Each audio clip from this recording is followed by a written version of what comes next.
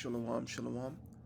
First and foremost, I want to begin by giving all praise and glory unto Yahweh, Bahashem Yahushai, Bahashem Rekha Kodash.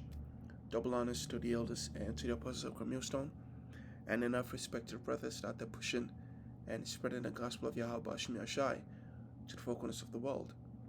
Now, through the spirit and power of Yahweh, Bahashem Yahushai, I just want to do a quick lesson on the book of Isaiah, the 24th chapter, and Lord willing, this be edifying. Beginning with verse 1, it says, Behold, the Lord Yahweh maketh the earth empty, and maketh it waste, and turneth it upside down, and scattereth abroad the inhabitants thereof. And this is, in a sense, describing how furious the Lord is going to be with this place, or how, how violent, right? He's going to get with this place. I mean, he's going to make it empty, waste, turn it upside down, and scatter the inhabitants thereof. So the judgment is going to be great. There's going to be, he's going to disrupt people's lives. He's going to agitate people. But it's going to be to a point where people will lose their life over it. Okay? And so verse 2 says, It shall be as with the people, so with the priest, and as with the servant, so with the master, as with the maid, so with the mistress, as with the buyer, so with the seller, as with the lender, so with the borrower, as with the taker of usury, so with the giver of usury of him. And the judgment of the Lord is gonna be indiscriminate. It's not gonna discriminate. Everyone who's anyone who's not on the side of Yahweh Bahashem Yahushai is gonna have to go through that. It's gonna have to feel the wrath of the Lord. Verse 3 says, The land shall be utterly emptied and utterly spoiled, for the Lord Yahweh has spoken his word. The earth mourneth and fadeth away, the world languisheth and fadeth away. The haughty people of the earth do languish. It says the earth also is defiled and the inhabitants thereof. And the land that's going to be emptied is Babylon, right? That's what it talks about. The haughty people of the earth do languish. Babylon is like the symbolism of pride, right, upon the earth. And let's see. When you look at the word earth,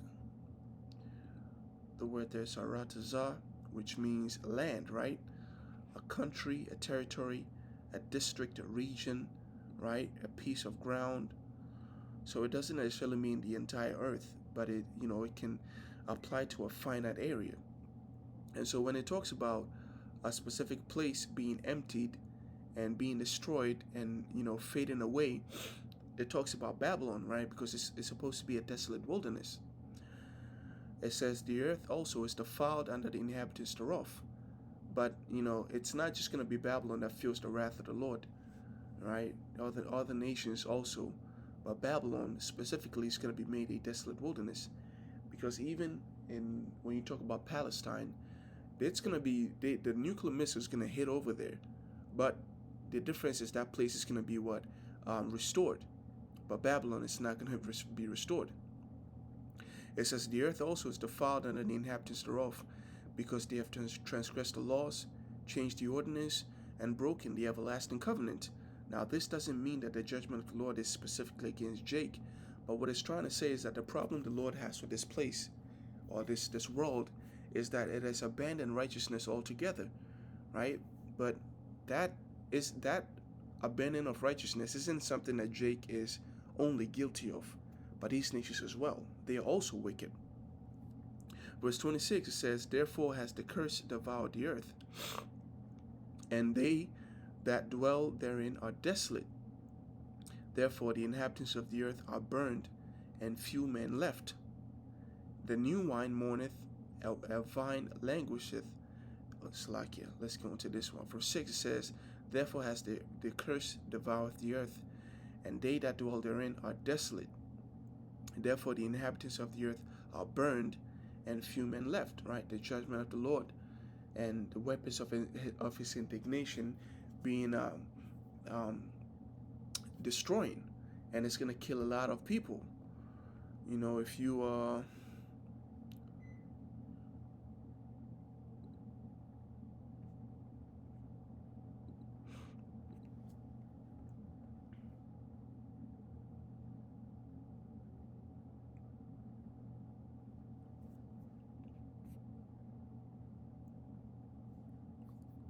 Right, verse 1 it says, "Woe be unto thee, Babylon, and Asia, woe be unto thee, Egypt and Syria. Gird up gird up yourselves with cloth of sack and hair. Bewail your children and be sorry, for your destruction is at hand. A fire is sent among you, and who may quench it? And plagues are sent unto you, and what is he that may drive them away?" Right? Now, when you go a bit down, um, the Lord Yahweh has threatened, and who shall not be utterly beaten to powder at his presence? So,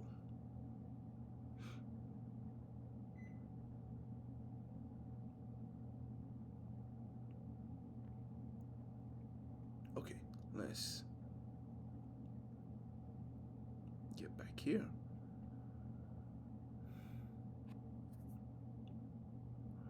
Right, so the curse has devoured the earth, and they that dwell therein are desolate. Therefore, the inhabitants of the earth are burned, and few men left. So, Babylon is the place that's going to be desolate, right? And the inhabitants of the earth, and the inhabitants of that land are Ratazah, they are burnt up, right? And few men left. And if you go into further down, it talks about, for of a city there shall be 10 left, and 2 of the field. So like, for city there shall be 10 left, and 2 of the field, which shall hide themselves in thick groves and in the clefts of the rock, as in an orchard of olives.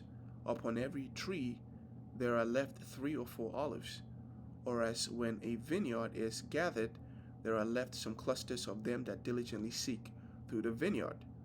Even so, in those days there shall be left 3 or 4 left by them that search their houses with the sword. So this mass death that's coming is gonna leave, like the natural, effect of that will be there are gonna be less people upon the earth, right? So whether people die in Babylon, or whether the Lord gathers them in the valley of Jehoshaphat, or whether the Lord gets to them by the lasers from the chariot, wherever land they are, or whether the Lord has it to where, earthquakes in diverse places, the destruction of the Lord is gonna have it's gonna leave a few men, right? And so verse 7 says, "The new wine mourneth." Matter of fact, let me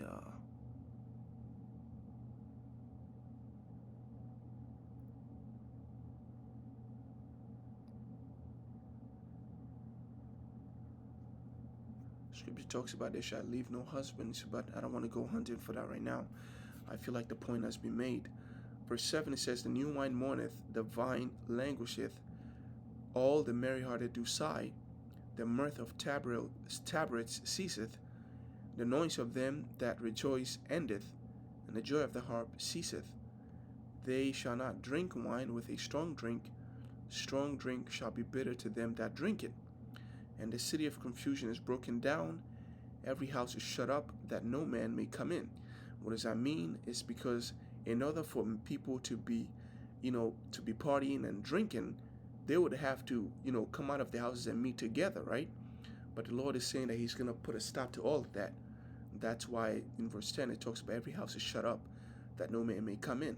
Yeah, you may see the beginning of that with the martial law. There may be an outbreak of pestilence. Whatever it is that the Lord uses in his arsenal, these things will come to pass. It says, "There shall be crying for wine in the street, all joy is darkened, the mirth of the land is gone." And then who was it? The lockdown was a perfect example of that. Okay, it says, "In the city is left desolation, and the gate is smitten with destruction. When thus it shall be in the midst of the land amongst the people, there shall be a shaking of an olive tree as the gleaning grapes when vintage is done." Read that in different translation. It explains how the judgment of the Lord is going to have few men remain. It says, "Throughout the earth the story is the same, only a remnant is left. Like the stray olives is left on a tree, or the few grapes left on the vine after harvest.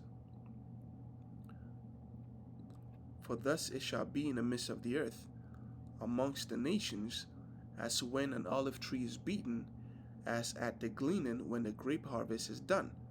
Okay?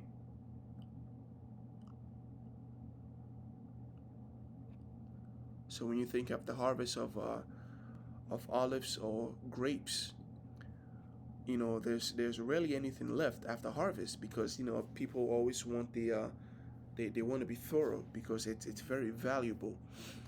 But that's the point here, right? You're barely gonna have anything left.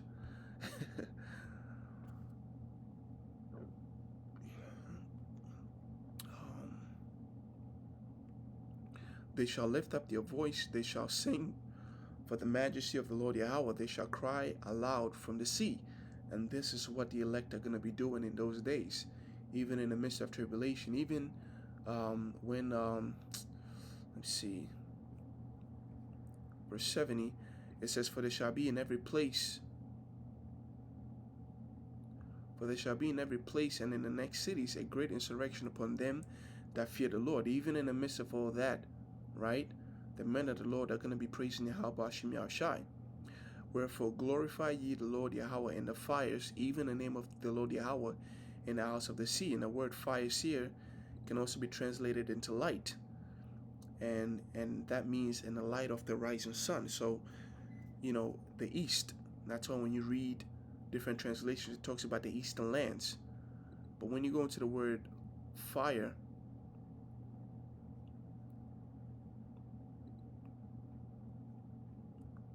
right, it talks about light of fire, and the root word of that,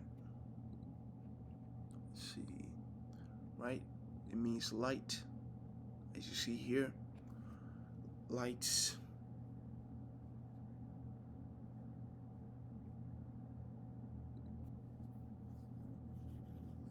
Right, from the, you see break of day to shine, to become light day, to shine of the sun, to become bright. And so glorify ye the Lord in the fires doesn't mean you're going to have those people praising Yahweh Hashem Yahushai, the true men of the Lord, praising Yahweh Hashem Yahushai in the midst of nuclear fire, right? No, that's not it. But it's pretty much saying from east, even onto the eyes of the sea, which is in the west. Because if you look at the land of Israel, where we are, the isles of the sea is what is to the west. And so it's pretty much saying that wherever the men of the Lord are, we are to glorify the Lord Yahweh Hashem Yahushai, from the east even to the west. From the utmost parts of the earth have we heard songs, even glory to the righteous. But I said, my leanness, woe to me. The treacherous dealers have dealt treacherously. So even though there are going to be people praising the Lord Yahweh Hashem Yahushai, the crazy thing is, let's get there right now. The leanness.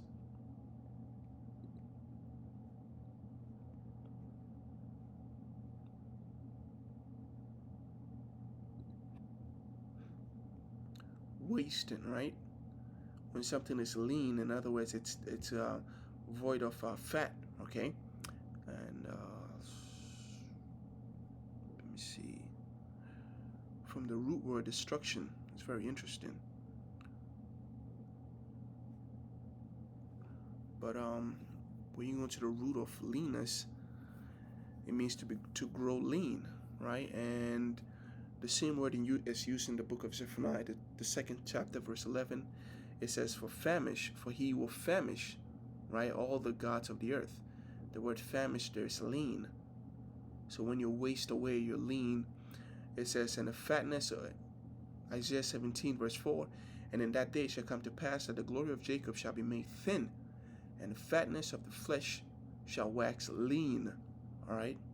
So, now that we understand that word, so it says, even though they're going to be righteous men praising the Lord, it says, but I said, my leanness, woe unto me, The treacherous dealers have dealt treacherously. Yea, the treacherous dealers have dealt very treacherously. Right? It says, fear and pit and snare are upon thee, O inhabitants of the earth. Nevertheless, there is terrible things that must be endured upon this place, right? Everyone that's upon the earth. Verse 18, it says, and it shall come to pass that he who fleeth from the noise of the fear shall fall into the pit, and he that cometh up out of the midst of the pit shall be taken in a snare. For the windows from on high are open, and the foundations of the earth do shake. The earth is utterly broken down, the earth is clean dissolved, and the earth is moved exceedingly. The earth shall reel to and fro like a drunkard, and shall be moved like a cottage, and the transgression thereof shall be heavy upon it, and it shall fall and not rise again. And this is talking about the destruction, right? By the thermonuclear missiles. So you're going to have, the scripture talks about when your fear cometh as a whirlwind, the Lord is going to create all types of turmoils to get to destroy the wicked. But at the very last of all his judgment is going to come what? The missiles. That's why it says, for the windows from on high are opened. All right? And the windows from on high signifies how the Lord is going to rain down missiles upon the earth. This, like it said in the book of Genesis, it talks about how the windows of heavens were open and it rained, and it covered the entire. Let's get it right now. See if there's cross references.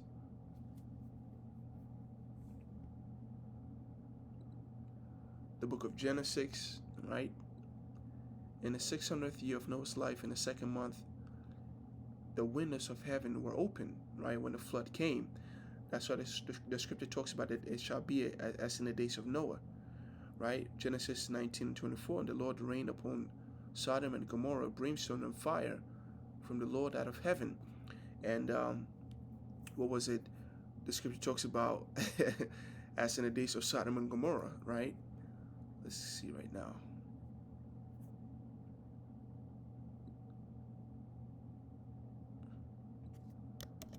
Talks about the overthrow as in the days of Sodom and Gomorrah.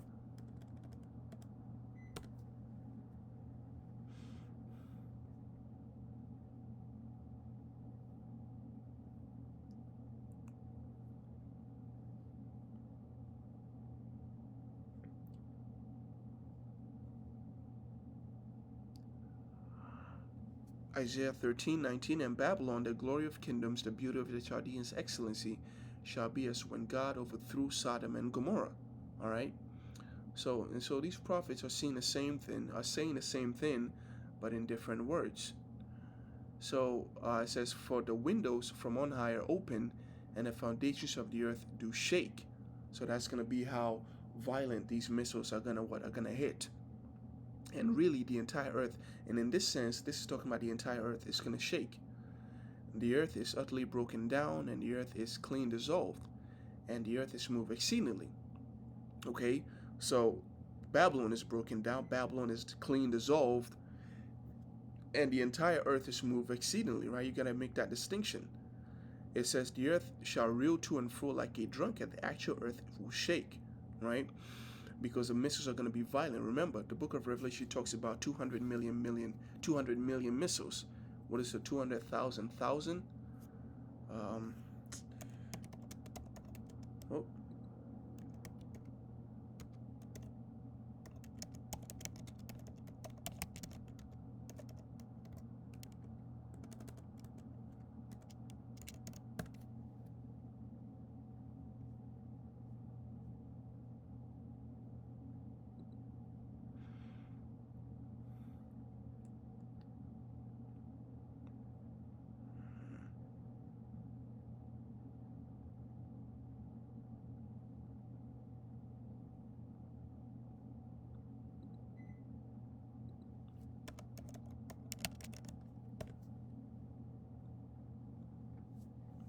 Yep. And the number of the horsemen, and these horsemen represent the missiles. And the number of the army of the horsemen were 200,000, and I heard the number of them. Okay, and how do you know? How do we know they're missiles? Well, it goes on to describe them, right? Having the breastplates of fire and of jacinth and brimstone, and the heads of the horses were as the heads of lions, and out of their mouth issued fire and smoke and brimstone. And by these three was a third part of men killed. This is Esau and his kingdom, right? And Babylon being the headquarters of his kingdom. When it falls, Esau's kingdom falls with it. So by these three were the third part of men killed by the fire and by the smoke and by the brimstone which issued out of their mouth, right? And for their power is in their mouth and in their tails. For their tails were like unto serpents, and had heads, and with them do they hurt. So the impact from the missiles, their tail like that of a serpent is kind of like you have the propulsion system, whether it's a rocket or whether it's an engine, it sort of moves like a snake, like a serpent, and the head is kind of the warhead, and when it makes impact, and that's when it destroys. So the number of them is 200 million missiles. And so this is why the actual earth is actually gonna reel to and fro like a drunkard, and shall be removed like a cottage, and the transgression thereof shall be heavy upon it, and it shall fall and not rise again. All right.